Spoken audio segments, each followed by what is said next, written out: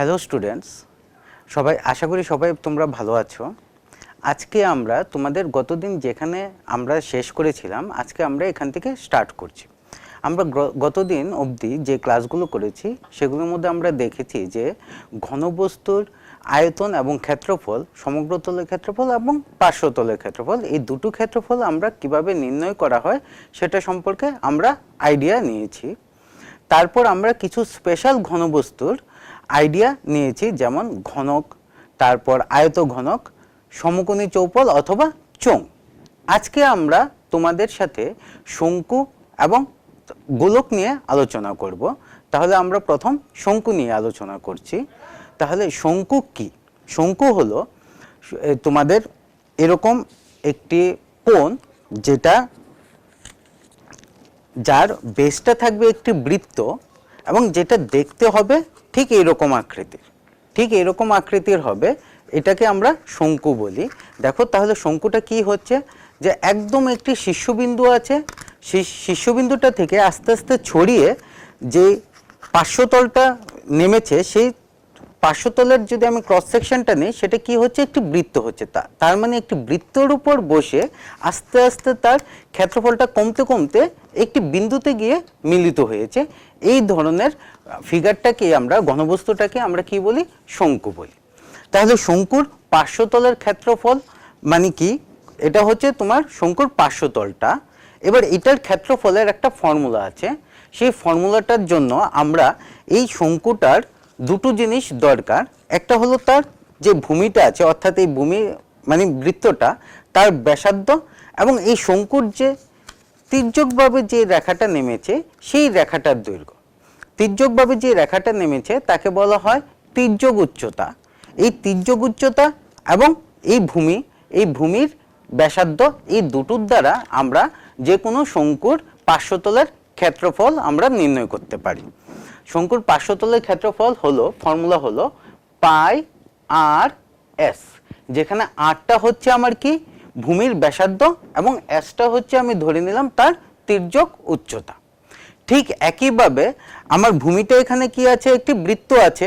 তাহলে ভূমির ক্ষেত্রফলের ফর্মুলা কি হবে, বৃত্তের ক্ষেত্রফলের ফর্মুলার সমান। তাহলে বৃত্তের ক্ষেত্রফল আমরা জানি কি, পাই আর স্কোয়ার। তাহলে আমার শঙ্কুটার সমগ্র তলের ক্ষেত্রফল কি হবে, তার পার্শ্বতলের ক্ষেত্রফল এবং তার ভূমির ক্ষেত্রফলের সমষ্টি, অর্থাৎ পাই আর এস এবং পাই আর স্কোয়ারের সমষ্টি, অর্থাৎ পাই আর এস প্লাস পাই আর স্কোয়ার। এটা হচ্ছে শঙ্কুর সমগ্র তলের ক্ষেত্রফল। ঠিক একইভাবে আমরা শঙ্কুর আয়তন সম্পর্কেও আমরা ধারণা নিতে পারি। শঙ্কুর আয়তনের ফর্মুলা হচ্ছে 1/3 পাই আর স্কোয়ার এইচ। 1/3 পাই আর স্কোয়ার এইচ, যেখানে এইচটা হলো শঙ্কুর উচ্চতা। আসো আমরা একটি পিকচারের মাধ্যমে দেখে নিচ্ছি যে শঙ্কুর উচ্চতা এবং ব্যাসার্ধ বলতে কি বুঝি, বা তার তির্যক উচ্চতাটা কি। তো তোমরা দেখতে পারছো চিত্রটার, যে পিকচারটা এসেছে সেই পিকচারটার মধ্যে নিচে অরেঞ্জ কালারের যে শেডটা আছে সেটা হচ্ছে শঙ্কুটার ভূমি, এবং যে গ্রিন কালারের যে শেডটা আছে সেই শেডটা কি হচ্ছে, তার পার্শ্বতল। এই পার্শ্বতলের দেখো গা বরাবর এস লেখা আছে, অর্থাৎ এই এস লেখা যে রেখাটা আছে সেটাকে আমরা বলবো তার তির্যক উচ্চতা। এবং শীর্ষ থেকে দেখো ভূমির উপর একটি লম্ব রেখা আছে, সেই রেখাটা হচ্ছে কি, তার উচ্চতা, যেটাকে এইচ দিয়ে ডিনোট করা হয়েছে। ঠিক একইভাবে ভূমির মধ্যে দেখো আর দিয়ে একটি রেখাকে ডিনোট করেছি আমরা, সেটা হচ্ছে কি, শঙ্কুটার ভূমির ব্যাসার্ধ। তাহলে দেখো সাইডে সুন্দর করে লেখা আছে পাই আর এস হচ্ছে তার পার্শ্বতলের ক্ষেত্রফল, যেটা আমরা অলরেডি দেখেছি। ভূমির ক্ষেত্রফলটাও দেখো লেখা আছে পাই আর স্কোয়ার। তাহলে আমার সমগ্র তলের ক্ষেত্রফল এই দুটোর সমষ্টি হবে। ঠিক একইভাবে ভূমির পরিধিটার মাপ কত, 2 পাই আর, সেটাও লেখা আছে। এবং মাঝখানে দেখো শঙ্কুটার যে আয়তনটা আছে সেই আয়তনটাও লেখা আছে কত, 1/3 পাই আর স্কোয়ার এইচ। তা আমরা দেখেছিলাম চোঙের আয়তনের ফর্মুলা হচ্ছে পাই আর স্কোয়ার এইচ। তাহলে শঙ্কুর আয়তন কি হচ্ছে, আমার চোঙের আয়তনের 3/1 এবার একটি চোঙের আয়তনের 3/1 শঙ্কুর আয়তন, সেটা আমরা কিভাবে বুঝবো, দেখো তারপর পরবর্তী একটি ভিডিও আছে, এই ভিডিওটাতে আমরা দেখে নিচ্ছি। দেখো কি সুন্দরভাবে দেখানো হচ্ছে যে একটি শঙ্কুকে কিভাবে আমরা একটি চোঙের মধ্যে ঢুকাচ্ছি, এবং একটি, দুটি, তিনটি শঙ্কু সম উচ্চতা সম্পন্ন একটি চোঙের মধ্যে যদি আমি মিলাই, তারপরেই আমরা চোঙটাকে পাই। তার মানে একটি চোঙ বানাতে যে পরিমাণ আমার পদার্থ লাগবে, ঠিক সমপরিমাণ পদার্থ দিয়ে আমরা সম উচ্চতা এবং সমব্যাসার্ধ বিশিষ্ট তিনটি শঙ্কু আমরা তৈরি করতে পারবো। তার মানে আমি একটি চোঙের আয়তনকে 3 দিয়ে যদি ভাগ করি, তাহলে আমরা একটি শঙ্কুর আয়তন খুঁজে পাব। তাহলে এখানে আমরা একটি শঙ্কুর আয়তন কিভাবে আমরা বের করব, প্লাস তার ভূমির ক্ষেত্রফল কিভাবে বের করব, পার্শ্বতলের ক্ষেত্রফল কিভাবে বের করব এবং সমগ্র তলের ক্ষেত্রফল কিভাবে বের করব, এই সবগুলো আমরা জেনে নিলাম। আসো তাহলে এবার আমরা শঙ্কুর উপর কিছু সমস্যার সমাধান করে নিচ্ছি। আসো আমরা একটি স্লাইডের মাধ্যমে দেখে নিই যে প্রথম সমস্যাটা কি আছে। দেখো এখানে শঙ্কুর প্রথম সমস্যাটা কি আছে, যে একটি লম্ববৃত্তাকার শঙ্কুর ভূমির ব্যাস 14 সেন্টিমিটার এবং তির্যক উচ্চতা 15 সেন্টিমিটার হলে পার্শ্বতলের ক্ষেত্রফল নির্ণয় করো। তাহলে আমাকে দিয়েছে কি, শঙ্কুর ভূমির ব্যাস দিয়েছে, ভূমির ব্যাস দিয়ে দিয়েছে কত আমাদের 14 সেন্টিমিটার এবং আমাকে দিয়েছে তির্যক উচ্চতা দিয়েছে, তির্যক উচ্চতা দিয়েছে কত, তির্যক উচ্চতা দিয়েছে 15 সেন্টিমিটার। বের করতে বলেছে পার্শ্বতলের ক্ষেত্রফল, পার্শ্বতলের ক্ষেত্রফল।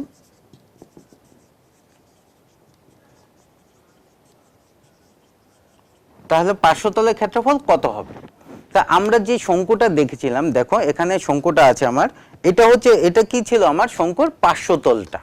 তাহলে এই শঙ্কুর পার্শ্বতলটার ক্ষেত্রফল জানার জন্য আমার কি দরকার ছিল, এই ধারের দৈর্ঘ্যটা অর্থাৎ তির্যক উচ্চতা এবং এই যে ভূমিটা আছে সেই ভূমির ব্যাসার্ধটা, তা আমাদের ফর্মুলাটা ছিল সেই হিসাবে। তাহলে এখানে আমার তির্যক উচ্চতা অলরেডি আছে কিন্তু ভূমির ব্যাসার্ধ নেই। ভূমির ব্যাসার্ধর জায়গায় কি দিয়েছে তারা, ভূমির ব্যাস দিয়ে দিয়েছে আমার 14 সেন্টিমিটার। তাহলে আমরা যদি ভূমির ব্যাস জানি, সেখান থেকে আমরা ভূমির ব্যাসার্ধটা নির্ণয় করতে পারবো। তো ভূমির ব্যাসার্ধ কিভাবে আমরা বের করব, ভূমির ব্যাসার্ধ, ভূমির ব্যাস আমরা জানি দুটো ব্যাসার্ধ মিলে একটি ব্যাস হয়, অর্থাৎ ব্যাসের দৈর্ঘ্য যা হবে ব্যাসার্ধের দৈর্ঘ্য তার অর্ধেক। তাহলে এখানে আমার ব্যাসের দৈর্ঘ্য কত আছে 14 সেন্টিমিটার, তাহলে ব্যাসার্ধ হবে কত 14/2, দ্যাট ইজ 7 সেন্টিমিটার। তাহলে ভূমির ব্যাসার্ধ আমরা পেয়ে গেলাম, তির্যক উচ্চতা পেয়ে গেলাম। এবার আমরা ফর্মুলাতে বসিয়ে দিই। ফর্মুলা কি ছিল, পার্শ্বতলের ক্ষেত্রফল পাই ইন্টু ভূমির ব্যাসার্ধ, দ্যাট ইজ 7 ইন্টু তির্যক উচ্চতা কত 15, ইকুয়ালস টু পায়ের ভ্যালু কত জানি আমরা 22/7 ইন্টু 7 ইন্টু 15। তাহলে 7 7 ক্যান্সেল, কত আসবে 330 বর্গ সেন্টিমিটার, বর্গ 330 বর্গ সেন্টিমিটার। এখানে এককটা বর্গ সেন্টিমিটার কেন দিয়েছি এটা সবাই জানো, তারপরও আমি আরেকবার বলে দিচ্ছি। কারণ ক্ষেত্রফল মানে দুটো দৈর্ঘ্যের গুণফল থাকবে। যে কোনো জিনিসের ক্ষেত্রফল আমরা বের করি, সেখানে অবশ্যই যে কোনো দুটো দৈর্ঘ্যের গুণফল অবশ্যই থাকবে। যেমন এখানে দুটো দৈর্ঘ্য কে কে, একটা তির্যক উচ্চতা আর একটা হচ্ছে তার ব্যাসার্ধ, তাদের গুণফল আছে। তো তির্যক উচ্চতা এবং ব্যাসার্ধের গুণফল আছে, তার মানে আমার তির্যক উচ্চতার জন্য 1 সেন্টিমিটার ছিল, ব্যাসার্ধের জন্য 1 সেন্টিমিটার ছিল। তাহলে এখানে দুটো দৈর্ঘ্যের গুণফল অর্থাৎ দুটো সেন্টিমিটারের গুণফল, তো দুটো সেন্টিমিটারের গুণফল, তাহলে এককটা কি হয়ে যাবে বর্গ সেন্টিমিটার। তাহলে আমরা শঙ্কুটির পার্শ্বতলের ক্ষেত্রফল কত পেলাম 330 বর্গ সেন্টিমিটার। তাহলে আসো আমরা নেক্সট কোশ্চেনটা দেখে নিচ্ছি। নেক্সট কোশ্চেনটা কি আছে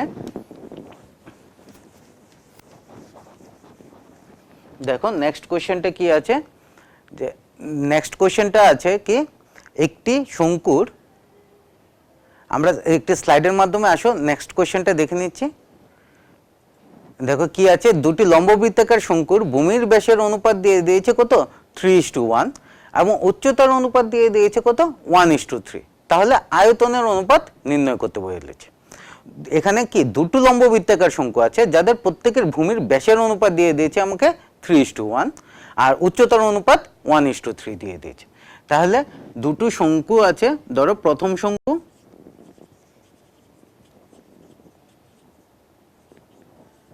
এবং দ্বিতীয় শঙ্কু, ঠিক আছে, প্রথম শঙ্কু এবং দ্বিতীয় শঙ্কু, এই দুটো শঙ্কুর আমার কি কি দিয়েছে দেখো, ভূমির ব্যাসের অনুপাত, তার মানে ব্যাস, আমি যদি এটাকে চার্ট করে লিখে নেই তাহলে ব্যাসটা আমার অনুপাত দিয়েছে কত, ব্যাসের অনুপাত দিয়েছে কত 3:1, তার মানে এটা যদি 3 হয় এটা কত হবে 1। তা আমরা জানি কি যে কোনো কিছুর যদি অনুপাত আমাকে দেওয়া থাকে, যেমন ধরো পিতা এবং পুত্রের বয়সের অনুপাত ধরো 4:1 দিয়েছে, তাহলে পিতার এবং পুত্রের বয়স কত হবে, তখন আমরা কি করতাম, পিতা এবং পুত্রের বয়স যে অনুপাতটা আছে সেই অনুপাতের সাথে যে কোনো একটি ধ্রুবক রাশি আমরা গুণফল হিসেবে ধরে নিতাম। তার মানে সাপোজ 4x এবং 1 × x অর্থাৎ x। ঠিক একইভাবে এখানে আমার প্রথম শঙ্কু এবং দ্বিতীয় শঙ্কুর ব্যাসের অনুপাত কত দিয়েছে 3:1, তার মানে আমি তাদের ব্যাসের পরিমাপ কত কত ধরে নিতে পারবো 3x এবং 1x, তাহলে 3x × 1x টা মানে কত হবে শুধু x, তাহলে আমার ব্যাসের অনুপাত পেয়ে গেলাম আমরা কত 3x এবং x। তাহলে ব্যাস যেহেতু আমি একটা 3x এবং x ধরেছি, তাহলে তার ব্যাসার্ধ কত হবে, ব্যাসার্ধের পরিমাপ আমরা অলরেডি দেখেছি এর আগের অঙ্কটার মধ্যে যে ব্যাসের পরিমাপ, ব্যাসের মান যত থাকে ব্যাসার্ধের মানটা কি হয় ঠিক তার অর্ধেক। তাহলে এখানে আমার ব্যাস আছে 3x, তাহলে ব্যাসার্ধ কত হবে 3x/2। ঠিক একইভাবে দ্বিতীয় শঙ্কুর ব্যাস কত আছে x, তাহলে ব্যাসার্ধ কত হবে x/2। নেক্সট আমাকে দিয়েছিল কি উচ্চতার অনুপাত দিয়েছিল, উচ্চতার অনুপাত কত দিয়েছিল 1:3, তাহলে উচ্চতা 1:3, তাহলে 1x মানে কি শুধু x আর 3x এটা হচ্ছে আমার কি উচ্চতার অনুপাত। তাহলে আমি উচ্চতার পরিমাপগুলো একটা x আর একটা 3x ধরে নিলাম। এইবার আমাকে বলেছে শঙ্কু দুটোর আয়তনের অনুপাত। তাহলে আমি যদি এখন এই যে ইনফরমেশনগুলো আমরা পেয়েছি এই ইনফরমেশনগুলো ইউজ করে শঙ্কু দুটোর আয়তন বের করে নিই, আয়তন বের করার পরে তারপর তাদের অনুপাত নিয়ে নেব। তাহলে আসো আয়তন বের করে নিচ্ছি, তাহলে আয়তন কত হবে,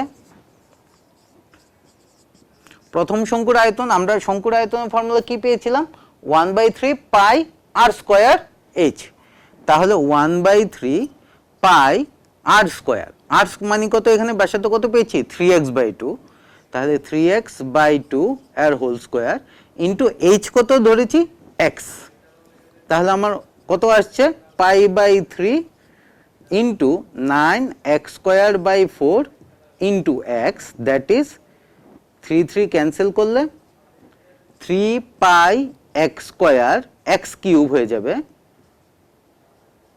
/4। তাহলে এটা হচ্ছে আমার প্রথম শঙ্কুর আয়তন কত 3πx³/4। ঠিক একইভাবে আমি তাহলে দ্বিতীয় শঙ্কুর আয়তন নির্ণয় করতে পারবো। তাহলে দ্বিতীয় শঙ্কুর আয়তনের ফর্ম এই ভ্যালু কত আসবে 1/3 পাই r স্কয়ার, এখানে r কত x/2, তাহলে x/2 হোল স্কয়ার ইনটু উচ্চতা কত 3x, তাহলে এখান থেকে আমি ক্যালকুলেশন করলে কত আসে পাই 3 ক্যান্সেল, তাহলে পাই x²/4 into x, that is pi x³/4। তাহলে আমি এখানে প্রথম এবং দ্বিতীয় দুটি শঙ্কুরই আয়তনের পরিমাপটা কত সেটা আমরা বের করে নিলাম। এইবার আমরা তাদের অনুপাত নির্ণয় করব। তাহলে শঙ্কু দুটির আয়তনের অনুপাত,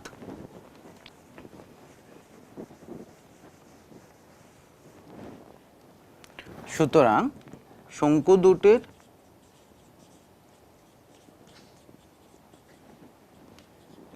আয়তনের অনুপাত ইকুয়ালস টু কত আসবে, প্রথম শঙ্কুটার আয়তন কত পেয়েছি 3πx³/4 ইস টু সেকেন্ড শঙ্কুটার কত পেয়েছি πx³/4 ইকুয়ালস টু, এবার দেখো আমরা কি জানি ইস টু মানে কি ডিভাইড, তাহলে ডিভাইড যেহেতু আছে তাহলে আমরা এই দুটো ফ্র্যাকশনের উপরে উপরে যদি কিছু ক্যান্সেল হয়, সেম ভাবে নিচে নিচে যদি কিছু ক্যান্সেল হয় তাহলে সেগুলো আমরা ক্যান্সেল করে নিতে পারবো। তাহলে এখানে দেখো উপরে পাই আছে x³ আছে, ঠিক একইভাবে এখানে উপরে পাই আছে এক্স কিউব আছে, তাহলে পাই এক্স কিউব ক্যান্সেল হবে। ঠিক একইভাবে প্রথমটার নিচে কত আছে 4, দ্বিতীয়টার নিচেও কত আছে 4, তাহলে 4 4ও কি হবে ক্যান্সেল হবে। তাহলে এখানে আলটিমেটলি থাকবে কত 3 আর এখানে থাকবে কত 1। তাহলে আমার শঙ্কু দুটোর আয়তনের অনুপাত আমরা কত নির্ণয় করলাম 3:1। তাহলে আমরা দুটি শঙ্কুর ব্যাসার্ধের অনুপাত, ব্যাসের অনুপাত অ্যাকচুয়ালি দিয়েছিল, তো ব্যাসের অনুপাত থেকে আমরা এটা ব্যাসার্ধ বের করে নিয়েছিলাম, তাহলে ব্যাসার্ধের অনুপাতও সেমই আসে এবং উচ্চতর অনুপাত দেওয়া ছিল, তারপর আমরা শঙ্কু দুটোর আয়তনের অনুপাত নির্ণয় করেছি। আসো আমরা নেক্সট যেটা আছে সেটা একটু দেখে নিচ্ছি। তাহলে আমরা শঙ্কু কি, শঙ্কুর ক্ষেত্রফল এবং আয়তন এই দুটো সম্পর্কে আমরা ধারণা করে নিলাম। এবার আমরা নেক্সট যেটা আছে অর্থাৎ গোলক, সেই গোলকটা নিয়ে এখন আমরা আলোচনা করছি। গোলক কি? তোমরা প্রথম কথা হচ্ছে 2D ফিগারের মধ্যে তোমরা বৃত্ত দেখেছো। বৃত্ত কি ছিল? বৃত্ত ছিল এরকম একটি ফিগার, এরকম গোল একটি ফিগার ছিল, যেটা ক্ষেত্রফল কি ছিল πr² এবং তার অর্থাৎ গোলকটা হলো এরকম ছিল, ঠিক আছে না? এই গোলকটার আমার ক্ষেত্রফল ছিল কত πr² এবং তার পরিধিটা কি ছিল 2πr, যেখানে rটা ছিল তার ব্যাসার্ধ, এটা ছিল তার ব্যাসার্ধ r, এটার পরিধি ছিল 2πr এবং এটার ক্ষেত্রফলটা ছিল কত πr²। এই বৃত্তটা কি আমরা যদি 3D ফিগারে কনভার্ট করি তাহলে যে ঘনবস্তুটা আমরা পাবো সেই ঘনবস্তুটাকে আমরা গোলক বলি।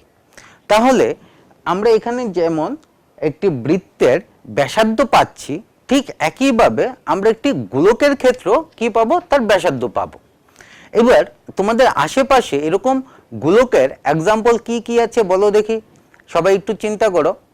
হ্যাঁ, তোমরা যে ক্রিকেট বলটা খেলো, যে বলটা দিয়ে তোমরা ক্রিকেট খেলো বা যে বলটা দিয়ে তোমরা ফুটবল খেলো, সেই বলটা কি দেখতে গোলাকার। তাহলে সেই ক্রিকেট বলটা অথবা সেই ফুটবলটা যে দুটো আছে তাদেরকে আমরা কি বলতে পারি গোলক বলতে পারি। তা এরকম আশেপাশে তোমাদের আশেপাশে এরকম গোলাকৃতি অনেক বস্তুর উদাহরণ তোমরা খুঁজে পাবে।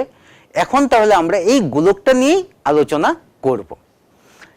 তাহলে প্রথম আমরা ঠিক একইভাবে যে এরকম আমরা চোঙ, শঙ্কু, ঘনক, আয়তঘনক এই চারটি ঘনবস্তুর পার্শ্বতলের ক্ষেত্রফল, সমগ্র তলের ক্ষেত্রফল এবং আয়তন এইগুলো নিয়ে আলোচনা করেছিলাম। তাহলে এখানেও আমার এই যে গোলকটা আছে সেই গোলকটারও তাহলে আমার পার্শ্বতলের ক্ষেত্রফল, আয়তন, এগুলো সমগ্র তলের ক্ষেত্রফল এগুলো থাকবে। তো প্রথম হচ্ছে পার্শ্বতলের ক্ষেত্রফল বা সমগ্র তলের ক্ষেত্রফল আমরা কিভাবে নির্ণয় করেছিলাম। সাপোজ তোমার যখন আয়তঘনক ছিল, সেই আয়তঘনক যেমন আমার হাতে যে ডাস্টারটা আছে এটা একটা আয়তঘনক আমরা চিন্তা করতে পারি। এই আয়তঘনকটা পার্শ্বতল বলতে তার চারপাশটা, আর ঘনক তার উপরের তল এবং নিচের তল এই দুটো নিয়ে পার্শ্বতলটা যদি নিতাম তাহলে আমরা কি পেয়েছিলাম, সেটাকে কি বলেছিলাম সমগ্র তল। এবার তোমাদের যে বলটা আছে সেটা ফুটবলই হোক বা তোমাদের ক্রিকেট খেলার যে টেনিস বল বা অন্য কোনো বল হোক, সেই গোলাকার যে বস্তুটা আছে সেটার উপরিতল বা নিচের তল বলতে কিছু আছে কি? কিছুই নেই। এখানে যেমন আমার উপরিতল আছে একটা, নিচের তল আছে একটা এবং তার সাথে পার্শ্বতল পেয়েছি। এই গোলাকৃতি কোনো বস্তুর সেরকম ভাবে আমরা কোনো পার্শ্বতল বা উপরের তল নিচের তল খুঁজে পাবো না। তার মানে গোলাকৃতি অর্থাৎ গোলকের পার্শ্বতলের ক্ষেত্রফল এবং সমগ্র তলের ক্ষেত্রফল আলাদাভাবে কিছু নেই। বাকি যে ঘনবস্তুগুলো ছিল সেগুলো সবগুলো পার্শ্বতল ছিল, মানে চারপাশে কিছু না কিছু ছিল।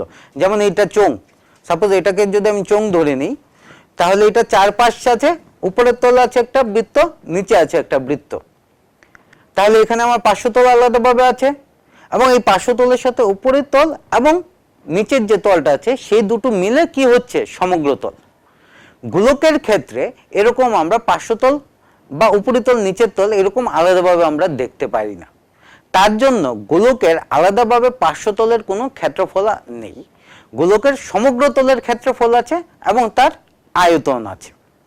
হ্যাঁ, তার সাথে গোলক বাদ দিয়েও আরেকটি জিনিস আছে, তো সেটা জানার আগে আমরা গোলকটা সম্পর্কে আগে একটু জেনে নিই যে গোলকের পার্শ্বতলের ক্ষেত্রফল, পার্শ্বতল তো অ্যাকচুয়ালি নেই, সমগ্র তলের ক্ষেত্রফল এবং তার আয়তনের মান কি।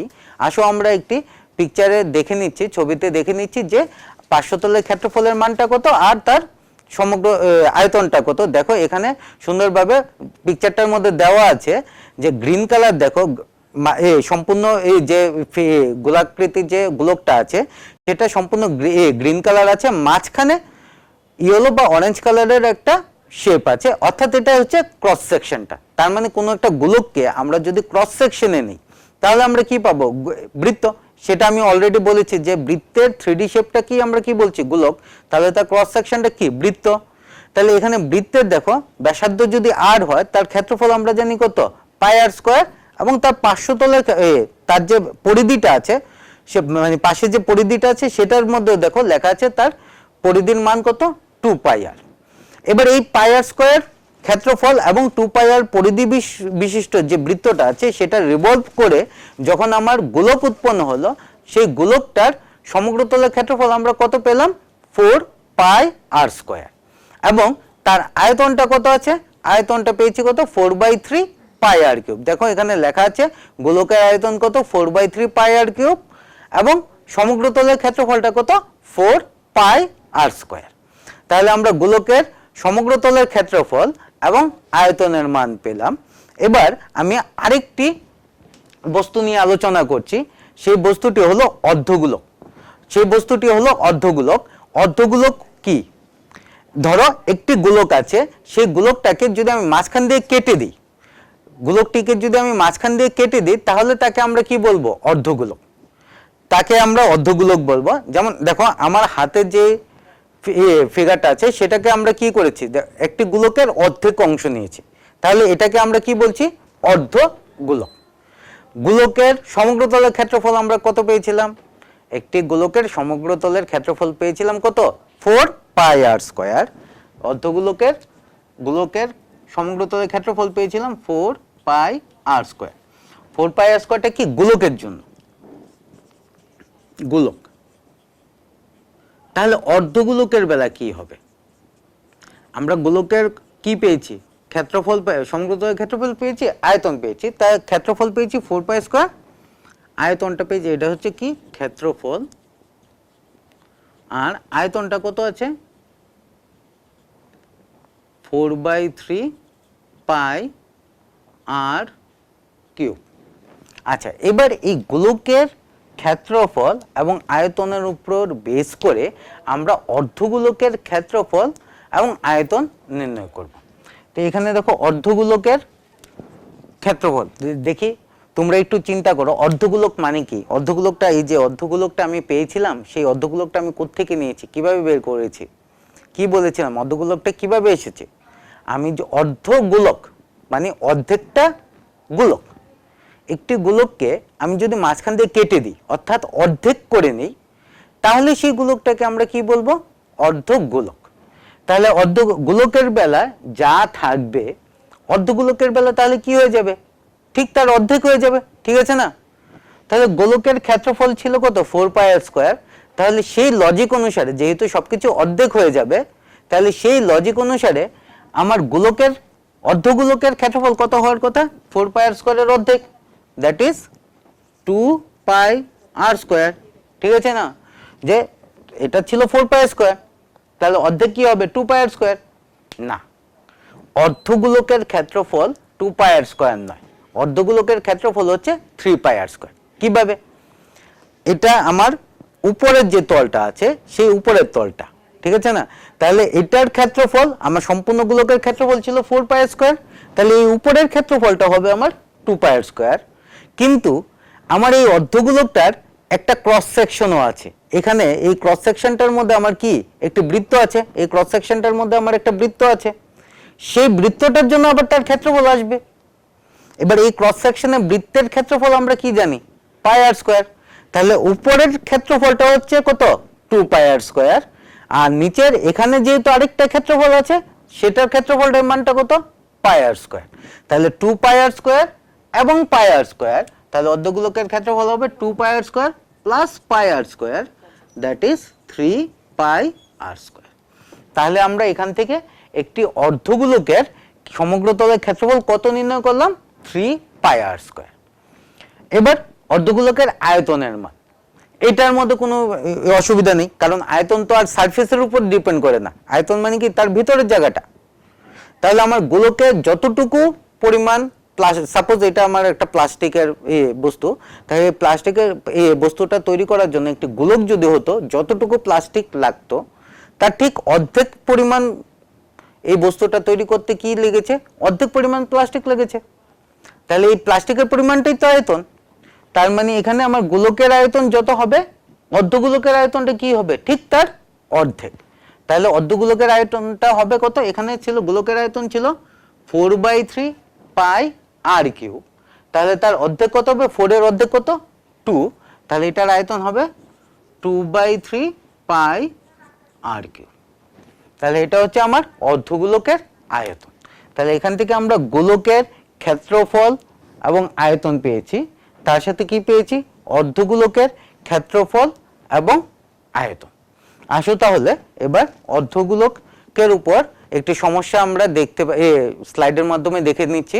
দেখো স্লাইডের মধ্যে দেখা যাচ্ছে কি, একটি নিরেট অর্ধগোলকের আয়তন 19404 ঘন সেন্টিমিটার, তার সমগ্র তলের ক্ষেত্রফল নির্ণয় করো। এখানে আমাকে একটি অর্ধগোলকের আয়তন দিয়ে দিয়েছে এবং বের করতে বলেছে কি, সেই অর্ধগোলকটার সমগ্র তলের ক্ষেত্রফল। তো অর্ধগোলকের আয়তনের মান আমরা কি জানি, আমরা এখনই দেখেছিলাম একটি অর্ধগোলকের আয়তনের পরিমাপ কত হয়। একটি অর্ধগোলকের আয়তনের ফর্মুলা কি ছিল, অর্ধগোলকের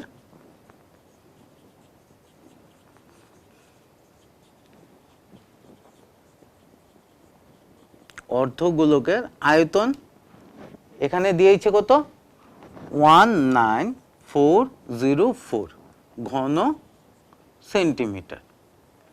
আমাকে একটি অর্ধগোলকের আয়তন দিয়ে দিয়েছে কত, 19404 ঘন সেন্টিমিটার। এবার আমরা কি জানি, এটা হচ্ছে কোশ্চেনে দিয়ে দিয়েছে অর্ধগোলকের আয়তনটা। আমরা কি জানি, কোনো একটি অর্ধগোলকের আয়তনের পরিমাপ আমরা জানি কি, আমরা জানি এটি কিউ, আমাদের হিসাবে অর্ধগোলকের আয়তনের পরিমাপ কত, 2/3 পাই আর কিউব। আমাদের হিসাবে অর্ধগোলকের আয়তনের পরিমাপ কত, 2/3 পাই আর কিউব। তারা দিয়েছে এটা, তাহলে 2/3 পাই আর কিউব ইকুয়ালস টু কত লিখতে পারি, 19404। তাহলে অর এখান থেকে আর কিউব ইকুয়ালস টু কত আসবে, 3টা ওখানে চলে গেলে 19404 ইন্টু 3/2 পাই।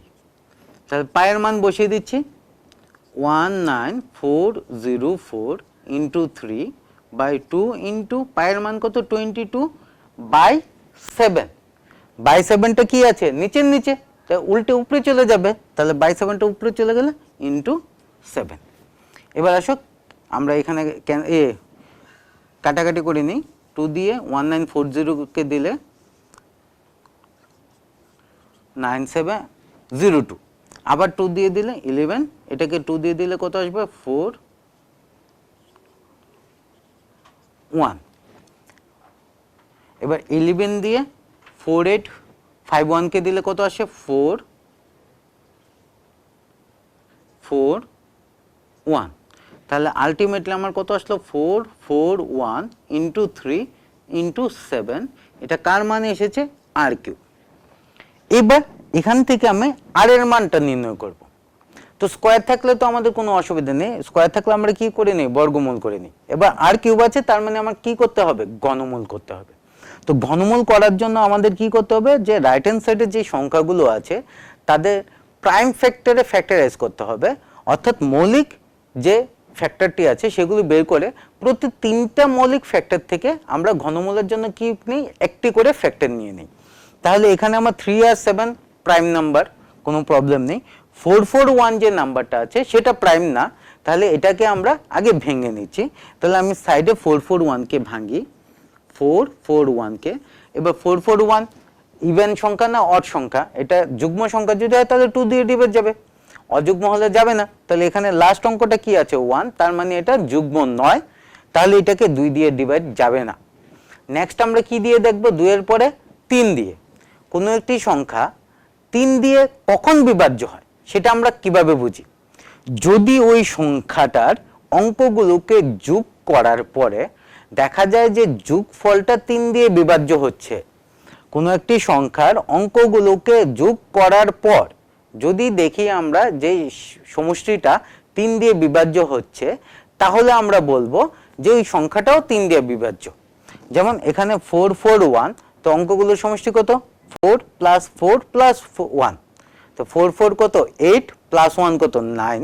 ওই 9টা কি 3 দিয়ে ভাগ যায়, তাহলে আমার 4 4 1টাও কি যাবে? 3 দিয়ে ডিভাইড যাবে। তাহলে এটাকে আমি 3 দিয়ে ভাঙছি, 3 দিয়ে দিলে কত হবে? 1 4 7। আবার দেখো এবার যে সংখ্যাটা এসেছে সেটাকেও আমরা যোগ করি। 1 প্লাস 4 কত? 5, 5 প্লাস 7 কত? 12, 12 কে কি আমরা 3 দিয়ে ডিভাইড করতে পারি? হ্যাঁ, তাহলে আমার 147 যে সংখ্যাটা আছে সেই সংখ্যাটাও কি হবে? 3 দিয়ে ডিভাইড করা যাবে।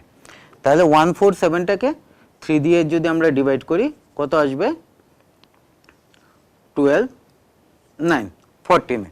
49 তো আমাদের কমন সংখ্যা, 49 কে কত দিয়ে যায়? 7 দিয়ে যায়। 7 ইন্টু 7 মানে কত? 49। তাহলে আমরা 441 কে ভেঙে কটা কি পেয়েছি? দুটো 3 পেয়েছি আর দুটো 7 পেয়েছি। তাহলে এটাকে r কিউব ইকুয়ালস টু ভেঙে যদি আমি লিখি কত লিখতে পারবো? 3 into 3 into 7 into 7 into 3 into 7। তাহলে r কিউব ইকুয়ালস টু, এখানে দেখো 3 কয়টা আছে? 3টা। ঠিক একইভাবে 7ও কয়টা আছে? 3টাই আছে। তাহলে এটাকে আমরা কি লিখতে পারি? 3 কিউব ইন্টু 7 কিউব। তো সুতরাং r ইকুয়ালস টু কত হবে? এখানে r কিউবের জায়গায় r এসেছে, তাহলে রাইট হ্যান্ড সাইডে যেখানে যেখানে কিউব আছে সেখানে সেখানে কিউবটা চলে যাবে। তাহলে 3 কিউব ছিল কত আসবে? শুধু 3। এবং 7 কিউব ছিল কত আসবে? শুধু 7। তাহলে 3 ইন্টু 7, দ্যাট ইজ r এর ভ্যালু কত আসবে? 21 কত? সেন্টিমিটার। ঠিক একই ব্যাপার, যে আয়তন ছিল 3টি ব্যাসার্ধ, r কিউব মানে 3টি ব্যাসার্ধ অর্থাৎ 3টি দৈর্ঘ্যের গুণফল, তার জন্য এখানে ঘন সেন্টিমিটার ছিল। যেই মাত্র আমি ব্যাসার্ধতে চলে এসেছি, তাহলে এখানে আমার মাত্র একটি দৈর্ঘ্য, তাহলে একটি দৈর্ঘ্য হলে এখানে সেন্টিমিটারও কয়টা থাকবে? একটি সেন্টিমিটারই থাকবে। তার জন্য r এর মান কত এসেছে? 21 সেন্টিমিটার লিখেছি, সেন্টিমিটার কিউব নয়।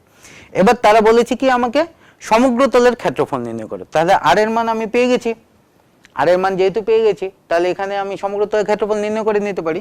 তাহলে সুতরাং অর্ধগোলকের সমগ্র তলের ক্ষেত্রফল নির্ণয় করছি আমরা। সুতরাং অর্ধগোলকের সমগ্র তলের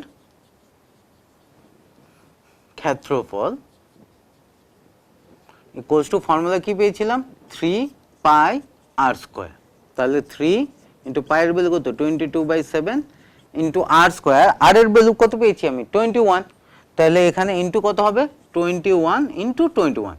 স্কয়ার যেহেতু দুটো 21, তার জন্য আমি ভেঙে লিখে দিয়েছি। তাহলে এবার 7 3, তাহলে ইন্টু করলে কত আসে? 9 ইন্টু 22। তাহলে 22 ইন্টু 189 কত আসবে?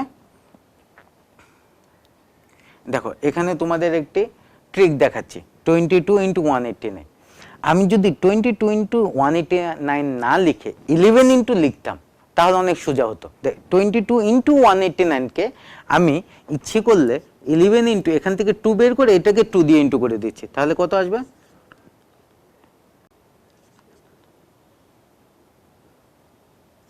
378। এইবার দেখো 11 দিয়ে যে ইন্টুটা আছে কত সোজা হয়, আমাদের সাইডে মানে আলাদাভাবে লিখে করতে হয় না 11 এর ইন্টুটা। এখানে 11 এর ইন্টুটা আমরা ডাইরেক্ট লিখতে পারি। কিভাবে? 11 দিয়ে কাকে ইন্টু করছি আমি? 378 কে। যেটা লাস্ট অঙ্কটা কত আছে? 8, তাহলে এখানে লাস্ট অঙ্ক আসবে 8। তারপরে লাস্ট দুটোর সাম, লাস্ট দুটোর যোগফল, তো 8 আর 7 প্লাস করলে কত আসে? 15। 15 এর 5 হাতে 1 আছে। তারপরে 8 7 গেছে, নেক্সট কি আসবে? 7 আর 3, 7 আর 3 প্লাস করলে কত আসে? 10 হাতে 1, 11, 11 এর 1 আবার হাতে 1। এবার 7 আর 3 পরে 3 সাথে তো আর কেউ নেই, তার মানে শুধু 3 হাতে 1 আছে। 3 আর 1 কত হবে? 4। তাহলে এত বর্গ সেন্টিমিটার। তাহলে আমার অর্ধগোলকের সমগ্র তলের ক্ষেত্রফল আমি কত বের করে নিলাম? 4158 বর্গ সেন্টিমিটার। তাহলে আসো আমরা নেক্সট কোশ্চেনটা করে নিচ্ছি। আরেকটি কোশ্চেন আছে, এই কোশ্চেনটা করে নিচ্ছি আমরা। দেখো নেক্সট কোশ্চেনটা আমরা স্লাইডের মাধ্যমে দেখে নিচ্ছি যে নেক্সট কোশ্চেনটা কি আছে। একটি গোলক ও একটি চোঙের আয়তন সমান, মানে এতক্ষণ অবধি বা আমরা আগের ক্লাসগুলোতেও যে প্রবলেমগুলো করেছিলাম সবগুলোতে কি ছিল, শুধু গোলক বা শুধু চোঙ মানে একটি ঘনবস্তু ছিল। এই কোশ্চেনটার মধ্যে দুটো জিনিস আছে, একটি গোলক আছে একটি চোঙ আছে। তাহলে এখানে তারা দিয়েছে কি, একটি গোলক আছে একটি চোঙ আছে এবং এই চোঙ এবং গোলকের আয়তন সমান, আয়তন সমান। আর কি দিয়েছে, ভূমির ব্যাসার্ধ, চোঙের ভূমির ব্যাসার্ধ গোলকের ব্যাসের সমান, গোলকের ব্যাসের সমান হচ্ছে চোঙের ভূমির ব্যাসার্ধ। তাহলে তাদের উচ্চতা এবং ভূমির ব্যাসার্ধের অনুপাত, চোঙের উচ্চতা এবং ভূমির ব্যাসার্ধের অনুপাত কত সেটা নির্ণয় করতে বলেছে। ঠিক আছে, আসো আমরা দেখে নিই। এখানে কি বলেছে, গোলক এবং চোঙের আয়তন সমান, আয়তন মানে ভলিউম, সেই জন্য আমি ভি দিয়েছি। আচ্ছা আমি আয়তন লিখে নিচ্ছি, আয়তনটা আয়তন সমান আছে, এটাও আয়তন যা আছে সেটা সমান। আর এখানে দিয়েছে এই টু আর মানে কি, তার ব্যাস, তাহলে ব্যাস ইকুয়ালস টু কি হবে, এখানে তার ব্যাসার্ধ। তাহলে আমরা গোলকের গোলকের ব্যাস যদি আমি ধরে নিই আর, গোলকের ব্যাসটা আমি ধরে নিচ্ছি আর, তাহলে চোঙের ব্যাসার্ধ কত হবে, আর হবে। আর গোলকের ব্যাসার্ধ তাহলে কত হবে, গোলকের ব্যাসার্ধ হবে r/2। তো এবার আমরা গোলকের আয়তনের মান ইকুয়ালস টু চোঙের আয়তন মান করব। সেখান থেকে আমার চোঙের উচ্চতা এবং তার ভূমির ব্যাসার্ধের অনুপাত নির্ণয় করতে হবে, অর্থাৎ h/r আমাকে নির্ণয় করতে হবে। তাহলে এটি কিউ, গোলকের আয়তনের ফর্মুলা কি পেয়েছিলাম, 4/3 পাই r³। এখানে r মানে কত, r/2। তাহলে r/2 whole cube equals to চোঙের আয়তনের ফর্মুলা পেয়েছিলাম পাই r²h। এইবার ক্যালকুলেশন করে নিচ্ছি। আচ্ছা প্রথমেই দেখো বোথ সাইডে আমি পাই পাই ক্যান্সেল করতে পারি, পাই পাই ক্যান্সেল করে দিলাম। তাহলে আছে কত, 4/3 ইন্টু r/2 হোল কিউব ভাঙলে কত আসবে, r³/8 ইকুয়ালস টু r²h। 4 দিয়ে 8 কে ক্যান্সেল করলে কত আসে, 2। ঠিক একইভাবে এই r² দিয়ে r³ কে ক্যান্সেল করে আমরা কি লিখতে পারি, r লিখতে পারি। তাহলে এখানে আমার আলটিমেটলি আসছে কত, r/6 ইকুয়ালস টু h। তাহলে r/6 ইকুয়ালস টু h এসেছে। আমার দরকার কি, h/r। ইস্টু মানে কি জানি আমরা, ইস্টু মানে হচ্ছে ডিভাইড। তাহলে h/r মানে কি হবে, h/r। তাহলে এখান থেকে আমাদের অ্যাকচুয়ালি নির্ণয় করতে হবে কি, h/r এর মান। তো তার জন্য আমি কি করছি, 8টাকে, আচ্ছা এখান থেকে আমি ক্রস মাল্টিপ্লিকেশন করে নিই যদি, তাহলে 6h ইকুয়ালস টু কত হবে, r। এবার আমার h/r এর প্রয়োজন, তাহলে আমি এই 8টাকে লেফট হ্যান্ড সাইডে নিয়ে আসব আর 6টা যেটা আছে সেটাকে রাইট হ্যান্ড সাইডে নিয়ে যাব। তাহলে এখানে কি আসবে, h/r ইকুয়ালস টু 1/6। তাহলে সুতরাং h/r ইকুয়ালস টু 1:6। তাহলে আমার চোঙের যে উচ্চতা এবং ব্যাসার্ধ আছে তাদের অনুপাত কত আসলো, 1:6। তাহলে এখানে আমাদের বলেছিল কি, যে গোলক এবং চোঙের আয়তন সমান, গোলকের ব্যাস চোঙের ব্যাসার্ধের সমান, তাদের হলে চোঙের উচ্চতা এবং ভূমির ব্যাসার্ধের অনুপাত। তো চোঙের উচ্চতা h এবং ভূমির ব্যাসার্ধ r, তাদের অনুপাত আমি কত নির্ণয় করলাম, 1:6। তাহলে এখানে আমাদের আজকের যে সমস্যাগুলো ছিল এই সমস্যাগুলোর সমাধান আমরা করে নিলাম। এবার তাহলে আমরা এখান থেকে আমি একটু রিক্যাপ করে দিচ্ছি যে আমরা এই চ্যাপ্টার থেকে কি কি শিখেছি। আমরা এই চ্যাপ্টার থেকে ঘনবস্তু কি সেটা জানলাম। এইবার ঘনবস্তুর আয়তন কি এবং পার্শ্বতলের ক্ষেত্রফল, সমগ্র তলের ক্ষেত্রফল, এই তিনটা জিনিস সম্পর্কে আমাদের আইডিয়া এসেছে।